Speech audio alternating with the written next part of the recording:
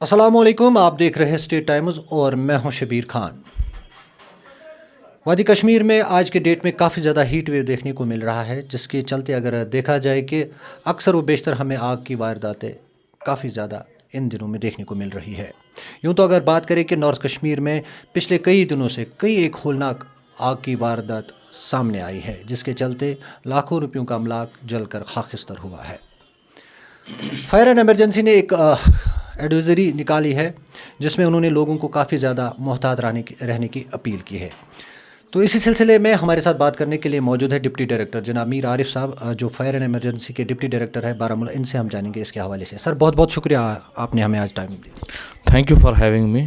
Sir, देखा जाए कि हीट वेव काफ़ी ज़्यादा है, और वही अगर देखा जाए कि आपकी डिपार्टमेंट की जानिब से लगातार एडवाइजरी अब जारी हुई है, तो तफसीलात से बता दीजिए क्या एडवाइजरी, क्या लोगों को प्रिकॉशंस लेने की ज़रूरत है। एक रूटीन तर्ज अमल में हमने जो समर की एक एडवाइज़री हमने इशू की है। जैसे हम विंटर के लिए एक फायर सेफ्टी एक एडवाइज़री इशू करते हैं, ऐसे ही हमने समर के लिए भी एक फ़ायर एडवाइज़री इशू की है, जिसमें लोगों को जो भी फायर सेफ्टी प्रिकॉशंस हैं उनको अपनाने की हमने उनसे अपील की है। तो कुछ सेफ्टी प्रिकॉशंस मैं आपके साथ यहाँ पे लोगों को आगाही करना चाहूँगा उन फायर प्रिवेंशन को लेके। तो सबसे पहले जो हमने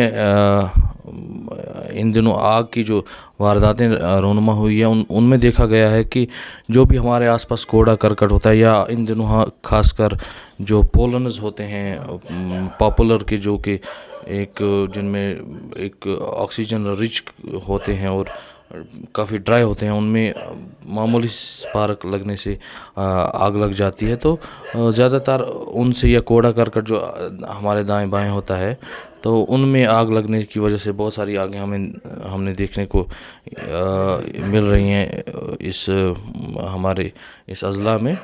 तो इसके अलावा काफ़ी फॉरेस्ट फायर्स भी हमें इस समर सीज़न में देखने को मिली है।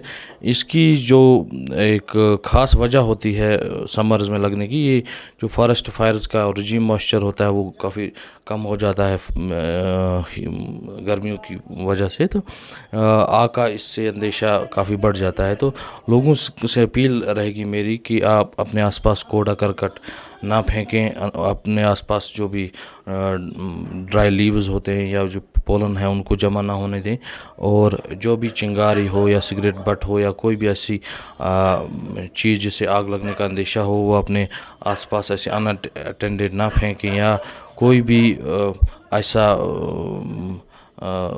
अमल ना करें जिससे आग लगने का अंदेशा हो। सर, देखा जाए कि जैसे कि आपने कई एक बातें यहाँ पे की है कि जो पोलन या दीगर जो कूड़ा करकट या ड्राई लीफ जो आपने बात कही है, सर जो इलेक्ट्रॉनिक गैजेट्स है, हीट वेव काफ़ी ज़्यादा है, टेम्परेचर काफ़ी ज़्यादा है, और कहीं ना कहीं कि जो इलेक्ट्रॉनिक गैजेट्स है उनकी जो वायर है वो मेल्ट होने का भी खतरा लाक रहता है, जिसकी वजह से आग लगने का भी खतरा लाक रहता है, क्योंकि शॉर्ट सर्किट हो सकता है उन चीज़ों से। बिल्कुल बिल्कुल। इस जैसे विंटर में हम गर्मियों के लिए हीटिंग गैजेट्स इस्तेमाल करते हैं, समर्स में हम जो कूलिंग गैजेट्स है, एसी है, हमारे पास फ़ैन है, उनका हम इस्तेमाल ज़्यादा करते हैं। तो जिसकी वजह से एक उन पे एक ज़्यादा उन पे हाँ जो पावर का कंजप्शन ज़्यादा होता है लोड ज़्यादा पड़ता है, तो जिससे एक उनमें जो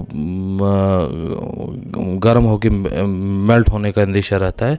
तो इसलिए लोगों से मेरी अपील रहेगी कि सब स्टैंडर्ड के जो भी गैजेट्स हैं, इलेक्ट्रिकल गैजेट्स हैं, या कोई भी ऐसे हम कूलिंग गैजेट्स जो इस्तेमाल करते हैं वो इस्तेमाल ना करें। एक ISI स्टैंडर्ड की जो भी कूलिंग गैजेट्स हैं वो इस्तेमाल करें। सर, फॉरेस्ट फायर की अगर हम बात करेंगे, काफ़ी ज़्यादा इन दिनों में भी हमें देखने को मिले हैं, नॉर्थ कश्मीर या बारामूला डिस्ट्रिक्ट में भी कई एक जगहों पे देखने को मिले हैं। अक्सर और बेशतर लोग इन दिनों पिकनिक जाते हैं, वहाँ पे जो है वो आग जलाते हैं, उससे भी आग लगने का भी खतरा लाक रहता है। बिल्कुल, आपने एक सही बात की है।